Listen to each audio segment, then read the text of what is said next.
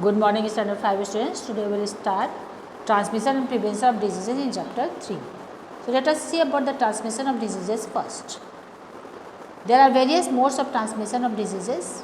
So, we will see about the different types of modes by which transmission of diseases can occur. So, first we will discuss about through food and water. Foodborne and waterborne diseases are illnesses caused by bacteria that are present in contaminated food and water sources. Foodborne diseases often take the form of food poisoning with vomiting and diarrhea. Waterborne diseases can manifest as either food poisoning or typhoid. So, you can understand that illnesses that is caused by the infected food. If anyhow your food is infected by the bacteria or any other infected germs, then what happens? You eat that food and that food can carry you germs in your body and it can cause you food poisoning, vomiting, diarrhea, etc. Water also can get infected and it can cause you food poisoning or typhoid or many other types of diseases. So, you can see food contaminant. What are contaminant? Something that should not be in a food and makes it unfit for human consumption are called contaminant. You can see there are many types of contaminants. Biological contaminant, all the living things, viruses, bacteria, parasites, insects, other organisms or microorganisms that can cause the food contamination of the food, these are called biological contaminant. Physical contaminant, plastic, steel, wool, glass, metal, other foreign objects that can contaminate your food item. Chemical contaminant, pesticides, herbicides, rodenticides, arsenic, mercury and other chemicals that can cause your food infection. Now, food and water get infected by cockroaches, flies, rats and other small animals. So, these animals also can infect your food when they crawl over the dirty things. They carry the germs in their legs and this with that dirty feet they will crawl over your food. Then what happens? This food will get infected by the germs carried by the infected animals. Touching food and water with unclean hands also make them dirty. If your hands are dirty, that your hands may contain germs and these germs can be transferred to your food and water. And we can get the germs from the diseased animals also. Like we are taking the milk from the diseased cow or the flesh of sick animals when we are consuming. Then from this also we can get the germs transferred to our body. You can see how the insects are sitting over your food. They carry the germs in their legs and they sit over your food and they contaminate the food with the germs carried by them. In this also you can see a fly is sitting over the food. The legs of the fly may contain many types of germs by sitting in the dirty things. So, these germs can be transferred to your food and it can get you infection. Chemical contamination. Nowadays, many different types of chemicals are used to grow the large amount of food or to grow the large sizes of the food. So, it can be harmful for you, these chemicals, after consuming. Diseases caused by infected food and water. So, diseases like food poisoning, diarrhea, cholera, typhoid and jaundice is spread through infected food and water. These diseases depending upon the bacteria involved. Different types of diseases occur by the different types of bacteria. Now, diseases transferred from the air through air. These are called airborne diseases. Airborne diseases caused by pathogenic microorganisms small enough to be discharged from an infected person by a coughing, sneezing, laughing and close personal contact. So, these persons when they sneeze or cough or laugh, the droplets come out from their mouth or nose and that time these droplets carry the germs and these germs can infect a healthy person. Disease that is spread through air, airborne disease you can see inhalation if you are inhaling the air with germs. Chickenpox, influenza, measles, cryptococcosis, tuberculosis, all these are the diseases that is spread through air. Diseases like common cold, measles, tuberculosis and diphtheria spread through air. These germs are released into the air when a patient sneezes or coughs. With their coughs and sneezes, the germs move in the air. and they remain in the air for quite some time.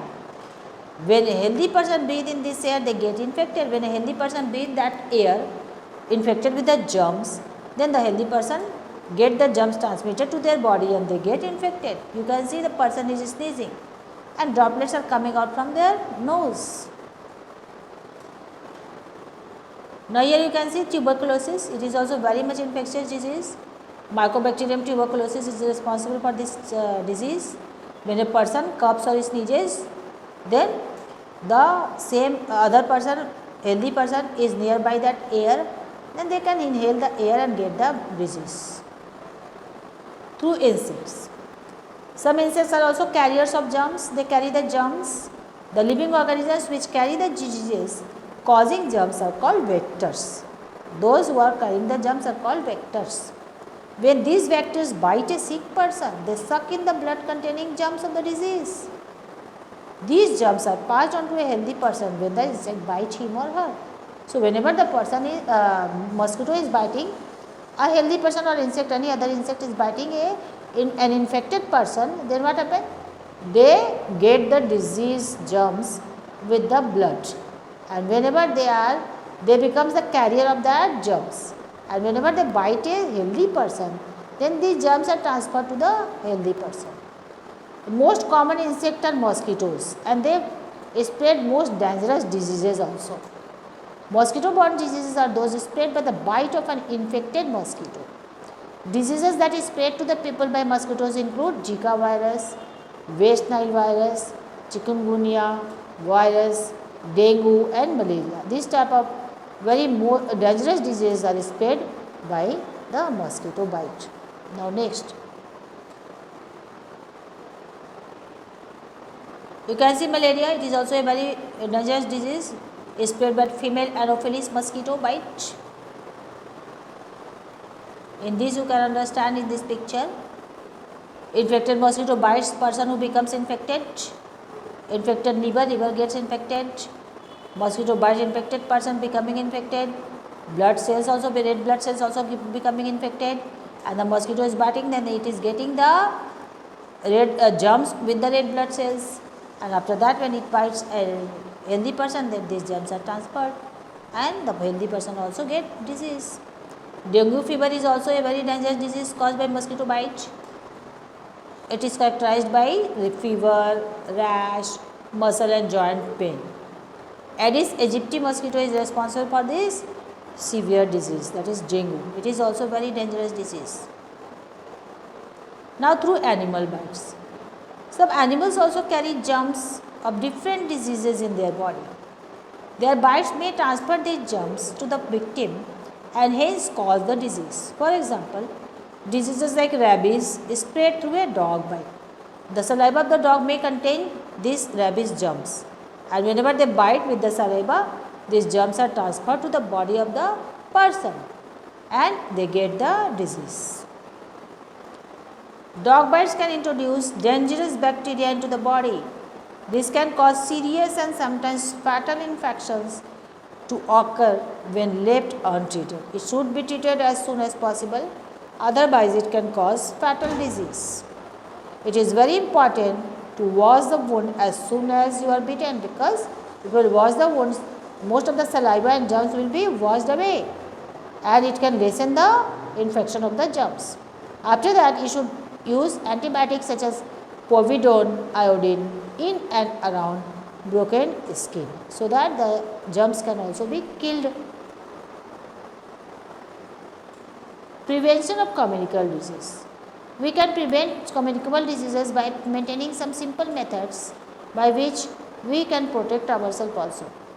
Maintain personal hygiene by bathing regularly and keeping nails and clean and sharp.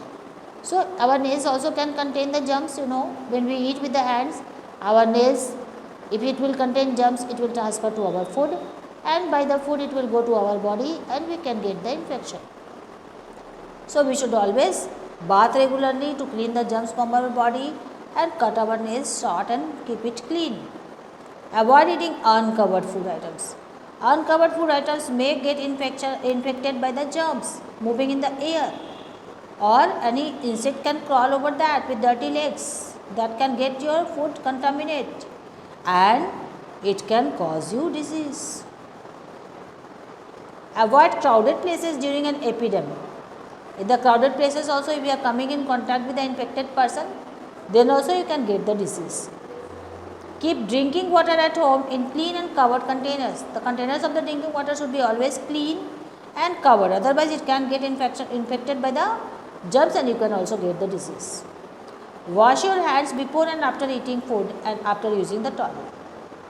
It is very important to wash your hand before eating to clean the germs if present in your hand, and after eating also, so that any germs cannot attack your hand.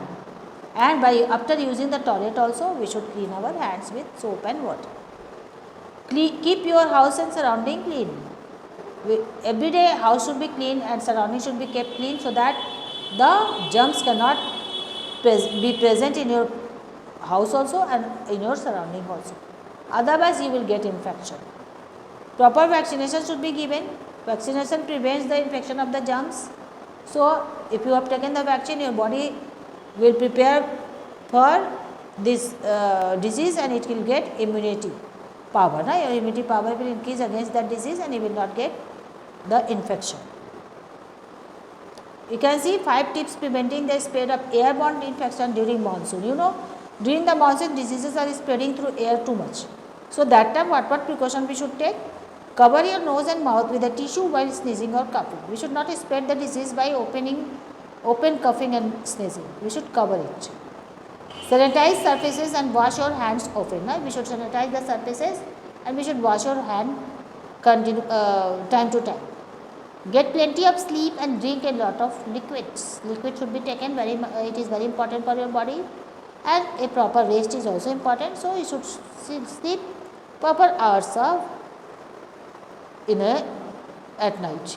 Do not share glasses, spoons, forks and tissues. You should not share your things, eatables things. These are also maybe contaminated by the germs of an infected person. It can give you also disease. Avoid visiting ill friends and relatives.